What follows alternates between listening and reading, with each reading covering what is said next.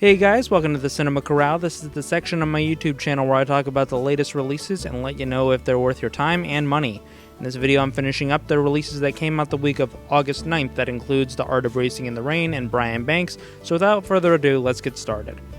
Alright, first up we have The Art of Racing in the Rain. This is the third talking dog movie I've seen this year, and frankly I'm tired of seeing them. But here we are, so let's go ahead and talk about it. This one stars Kevin Costner as the voice of the dog, and follows race car driver Denny as shown through the perspective of the dog named Enzo. Denny finds a wife, he has a kid, a whole bunch of crazy stuff happens to him, and it's all viewed with the analogy of taking life as if you're driving. This movie is really rather inoffensive. I could see why somebody would like this movie. Frankly, I'm just done with dog movies. This is the better of the three that I have seen this year. Kevin Costner is just Kevin Costner as a dog. I don't know, it feels like it wants to be two different things, because for like the last half of the movie it focuses exclusively on the human characters with minimal narration from the dog, and the first half is just non-stop narration from the dog. I don't know, there's really not a lot to critique here because there's really not a lot here. The cinematography is bland and boring,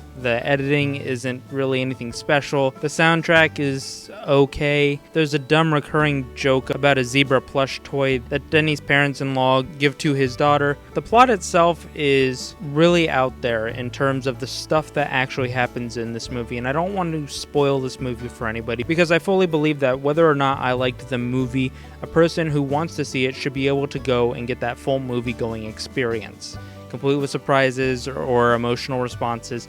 So I'm going to leave this spoiler free, but it just gets so insane and really convoluted, frankly. There's some really convoluted stuff with the father-in-law, and that takes up a good majority of the runtime. This is obviously based on a book, and I feel like this works a lot better as a book than it does as a movie. I have a feeling that somebody at 20th Century Fox, now Disney, saw that there were a lot of dog movies being made based on books, and they were moderately successful. Okay, so let's adapt this dog book and make a movie out of it, and it flopped pretty hard at the box office. Honestly, this is something that you shouldn't even go see in theaters. It's more of like, not even a rental, just wait for it to come on TV or Netflix or something. You know it's going to be on Netflix within at least a year of its release. It's not worth spending money on.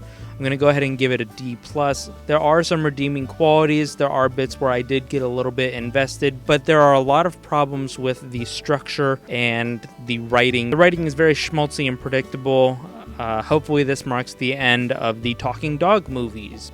Alright, last up we have Brian Banks, and this tells the story of football player Brian Banks and him trying to clear his name after he was falsely accused of rape when he was 16 years old. This really could have been something.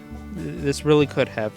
This is not even the first wrongfully accused redemption movie that I have seen this year. Trial by Fire came out a couple months ago, and it also features a person who was wrongfully accused and convicted of a crime. This really honestly could have been something. There is a good movie in here. A lot of it really comes down to the structure of the film. Not that it's constructed poorly, it's just uninspired. They don't really do anything that you wouldn't see on like a Lifetime movie. Much like The Art of Racing in the Rain, the cinematography here is really not anything to write home about, but Aldous Hodge plays Brian Banks. He does a pretty good job. He's likable, you believe him, you really want to see him succeed, and he's honestly one of the highlights of the film. You get Morgan Freeman as a, I guess, life coach in the juvenile correctional facility when Brian initially gets incarcerated. He obviously turns in a good performance, so he really doesn't stand out all that much. He does not get a whole lot of screen time, which kind of begs the question, if he's not going to get that much screen time and there aren't really any other major stars in this film, why splurge and get Morgan Freeman?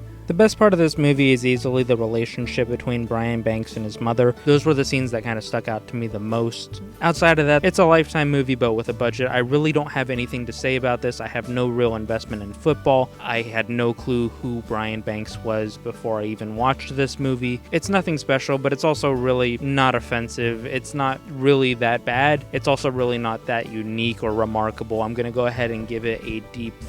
Unlike The Art of Racing in the Rain, I would recommend this as a rental, but go in with expectations checked at the door.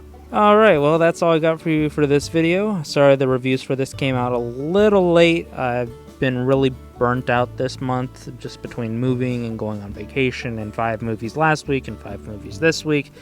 It's been non-stop. So I'm not sure how late the reviews for the next 5 movies are going to be. I might split it up again because, much like this past week, also ridiculously long titles, or at least ones that would make the title of the video really cluttered. So in the meantime, be sure to like, comment, subscribe, hit that notification bell so you can get notified every time I upload, and I will see you later.